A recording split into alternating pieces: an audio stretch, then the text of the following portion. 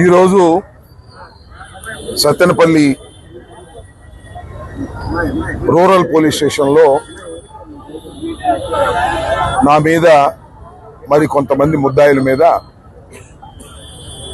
73 of 24 crime number కింద 25 crime number కింద ఒక కేసు రిజిస్టర్ చేయడం జరిగింది. అదేవిధంగా రజనీ గారి మీద మరొక క్రైమ్ నెంబర్లో మరొక కేసు రిజిస్టర్ చేయడం జరిగింది. ఈ రెండు కేసుల్లోనూ మాకు నోటీసులు ఇచ్చినందువల్ల ఈరోజు రూరల్ పోలీస్ స్టేషన్కు హాజరై వారు అడిగినటువంటి ప్రశ్నలకు సమాధానం చెప్పి ఎంక్వైరీలో పాల్గొనడం జరిగింది. అలాగే రజనీ గారు కూడా మరొక కేసులో మళ్ళీ అర్బన్ పోలీస్ స్టేషన్కి వెళ్ళవలసిన అవసరం ఉంది. అర్బన్ పోలీస్ స్టేషన్లో కూడా మా మీద కేసు పెట్టేటప్పుడు మేము వచ్చి విచారణలో హాజరై వెళ్ళటం జరిగింది.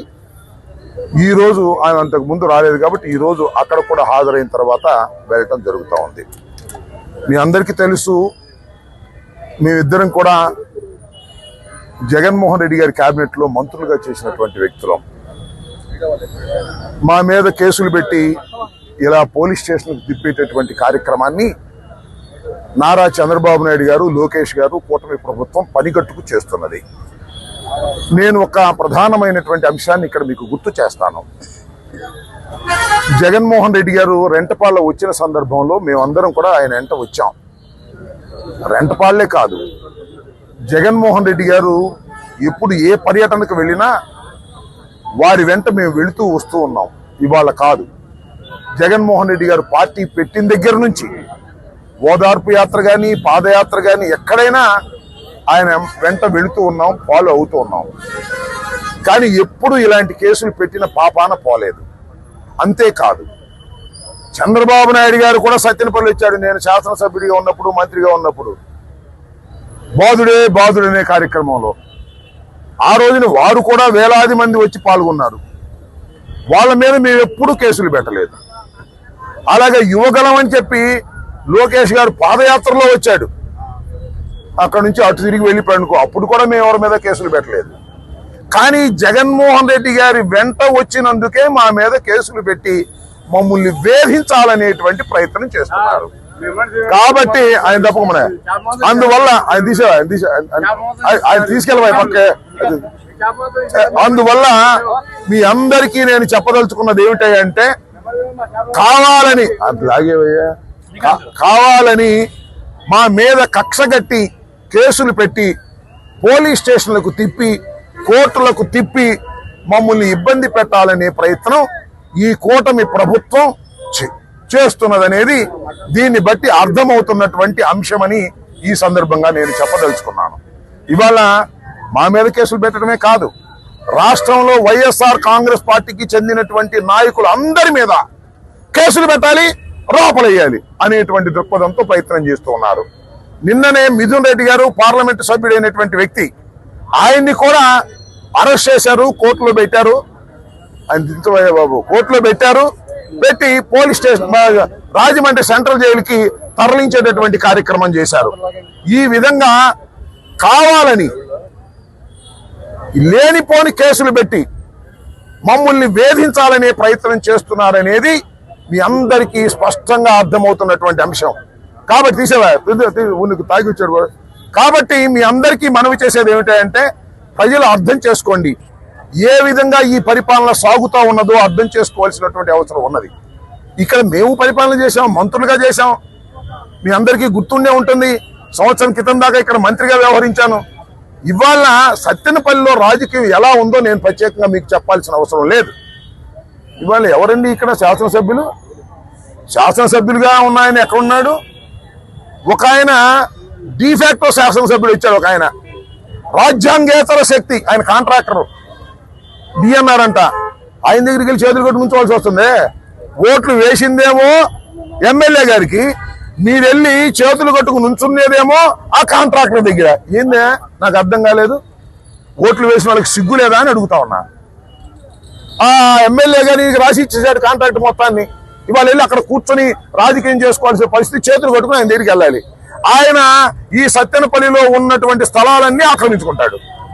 డిస్ప్యూట్లు ఉన్నాయి, దాన్ని ప్లాట్లు వేస్తాడు, అమ్ముతా ఉంటాడు.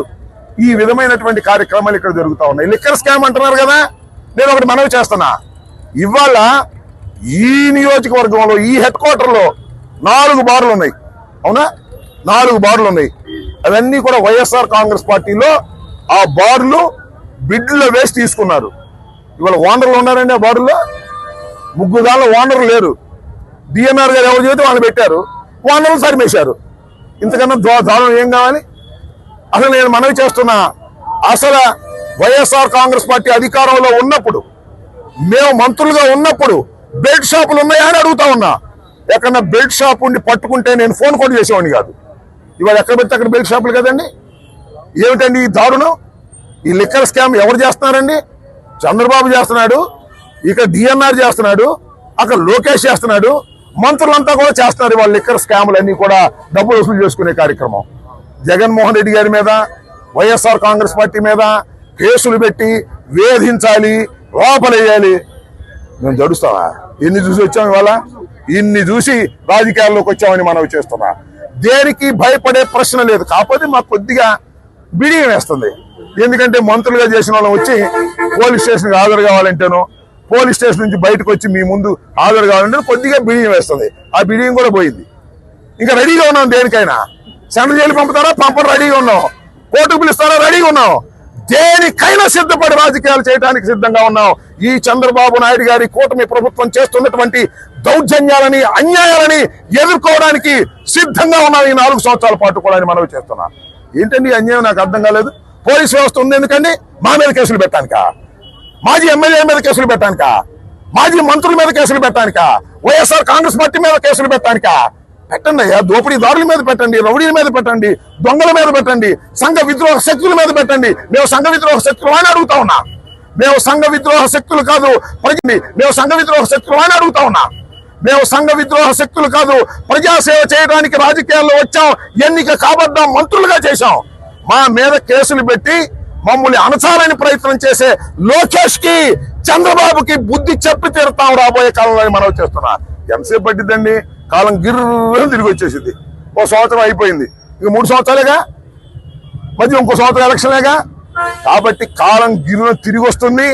ఇవాళ చంద్రబాబు నాయుడు గారు కూటమి ప్రభుత్వం చేస్తున్నటువంటి ఒక అన్యాయమైనటువంటి పరిపాలన, ఇది పోలీసు పరిపాలన, ఇది మిలిటరీ పరిపాలన లాగా ఉంది తప్ప మరొకటి కాదు. వీటన్నిటినీ ధైర్యంగా ఎదుర్కొంటామని కూడా మనవి చేస్తున్నా. రెంటపాళ్ళ జగన్మోహన్ రెడ్డి గారు వస్తే ఇన్ని 100 మంది మీద కేసు పెడతారని నాకు అర్థం కాలేదు. రెడీగా ఉన్నాం మేము. ప్రతి వాయిదాకు వస్తాం. సత్యనపల్లి మీ అందరికీ అండగా ఉంటాం. 103 పెట్టారు, 113 మందిని పెట్టారు, ఇంకా కొంతమందిని కూడా పెడతారు. ఇప్పుడు 7 పెట్టారు, ఇంకా కొంతమందిని పెడతారు. భార్గవ్ దీనిలో ఉన్నాడు, అప్పిరెడ్డి దీనిలో ఉన్నాడు, మేడం గారు దీనిలో ఉన్నారు. అందరు బోల్డ్ మంది నాయకులందరినీ దీనిలో పెట్టారు. రోజు వాయిదాకి వస్తాం, మిమ్మల్ని అందరినీ కలుసుకుంటాం, మీకు ధైర్యం చెబుతాం. మీరు మాకు ధైర్యం, మేము మీకు ధైర్యం. కలిసికట్టుగా ముందుకు వెళదాం. ఈ దుష్ట పరిపాలన అంతం చేసేందుకు ఇవాళ నుంచి సమిష్టిగా కృషి చేద్దామని ఈ సందర్భంగా నేను చెప్పదలుచుకున్నాను.